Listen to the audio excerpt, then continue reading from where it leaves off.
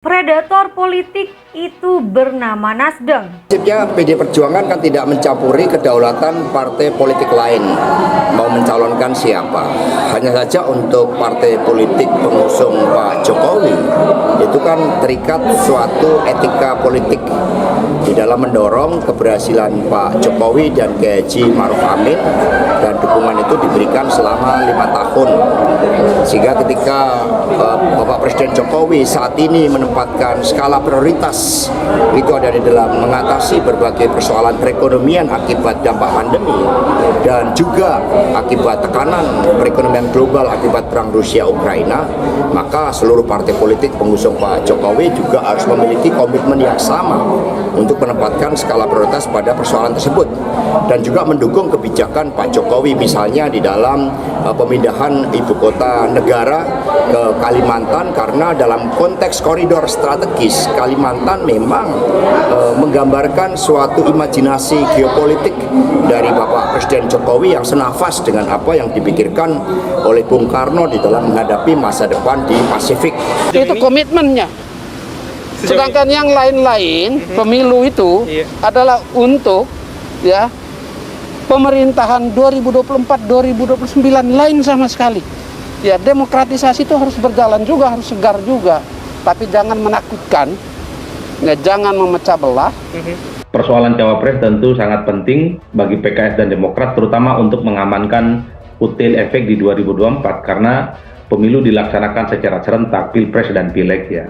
Itu tuh yang pertama. Yang kedua, supaya ini tidak dikaitkan dengan isu keretakan tentang gonjang-ganjing soal kemungkinan misalnya PKS sedang digoda masuk koalisi ataupun misalnya Demokrat sedang digoda untuk masuk KIB. Memang deklarasi ini kalau sudah betul apa yang diklaim oleh 3 partai chemistry-nya sama, 80% sudah fix ya, sama memiliki keputusan yang ingin membuat poros perubahan politik, deklarasi segera itu adalah pilihan yang cukup rasional. Persoalan cawapres ya belakangan, karena yang perlu dipertemukan adalah titik temu di mana partai-partai ini ingin mengusung Anies sebagai simbol, sebagai sosok yang selama ini diasosiasikan sebagai figur non pemerintah. Ada yang jarang diketahui publik dan banyak pengamat politik soal kegelisahan partai-partai koalisi pendukung Jokowi terhadap tingkah laku Partai Nasdem selama melakukan koalisi, yaitu Nasdem menjadi pemangsa brutal kader penting partai-partai koalisi dengan melakukan politik tekanan dan ancaman serta melakukan iming-iming dana.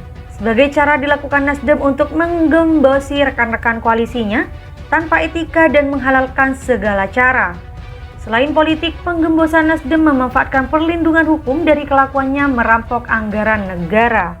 Nasdem sebagai sebuah partai politik sama sekali tidak dibesarkan oleh ideologi. Ia hanya selubung politik kepentingan bisnis Surya Paloh dalam mengakumulasi kekayaan, memperluas jaringan bisnis dan melakukan politik transaksional yang ujung-ujungnya perampasan anggaran negara yang kemudian hasilnya disalurkan ke konglomerasi Surya Paloh. Nasdem sendiri adalah anak kandung demokrasi liberal. Tapi tingkahnya tidak mencerminkan nilai-nilai demokrasi yang fair. Justru Nasdem melakukan brutalitas dalam melakukan kecurangan-kecurangan dengan memanfaatkan siapa yang berkuasa. Nasdem selalu lihai memanfaatkan celah dalam kebekuan politik, lalu tampil seolah-olah dialah icebreaker yang merasa berhak atas kekuatan lalu memanfaatkan celah itu untuk membajak, melakukan politik tekanan dan iming-iming. Partai-partai dalam koalisi Jokowi yang paling dirugikan atas kelakuan predator Nasdem adalah Golkar dan PAN. Golkar yang di tahun 2014 meraih suara 14,75% turun menjadi 12,31%. Penurunan ini diakibatkan opsus politik Nasdem dalam menggembosi Golkar yang merebut basis wilayah Golkar dengan ancaman akan diseret kasus oleh kejaksaan dan juga pembajakan dengan iming-iming dana kampanye. Setelah pendekatan berhasil, kader Golkar direkrut Nasdem.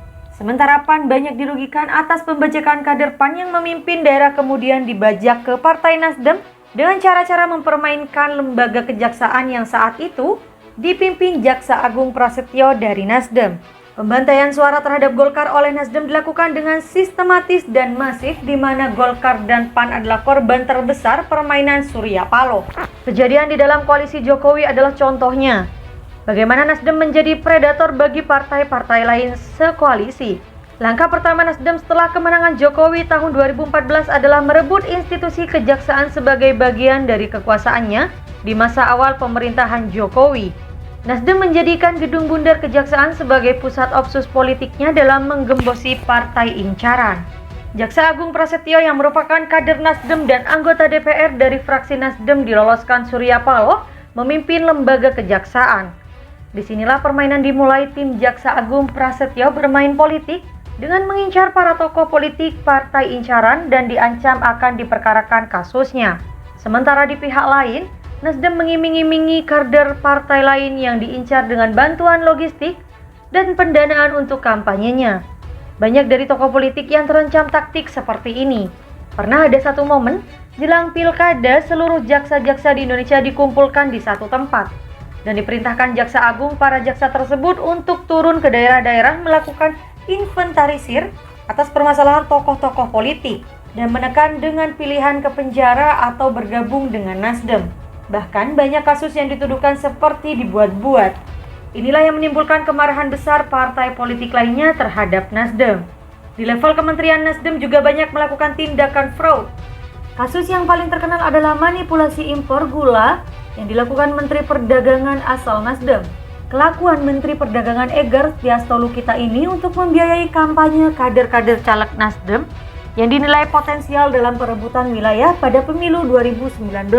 Dalam tindakan manipulasi impor pangan seperti gula dan bawang putih, Nasdem bekerja sama dengan grup Tommy Winata. Ada yang jarang diketahui publik dan banyak pengamat politik soal kegelisahan partai-partai koalisi pendukung Jokowi terhadap tingkah laku Partai Nasdem selama melakukan koalisi, yaitu Nasdem menjadi pemangsa brutal kader penting partai-partai koalisi dengan melakukan politik tekanan dan ancaman serta melakukan iming-iming dana. Sebagai cara dilakukan Nasdem untuk menggembosi rekan-rekan koalisinya tanpa etika dan menghalalkan segala cara.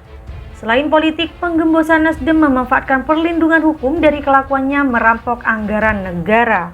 Nasdem sebagai sebuah partai politik sama sekali tidak dibesarkan oleh ideologi. Ia hanya selubung politik kepentingan bisnis Surya Paloh dalam mengakumulasi kekayaan, memperluas jaringan bisnis dan melakukan politik transaksional yang ujung-ujungnya perampasan anggaran negara yang kemudian hasilnya disalurkan ke konglomerasi Surya Paloh. Nasdem sendiri adalah anak kandung demokrasi liberal. Tapi tingkahnya tidak mencerminkan nilai-nilai demokrasi yang fair. Justru, Nasdem melakukan brutalitas dalam melakukan kecurangan-kecurangan dengan memanfaatkan siapa yang berkuasa.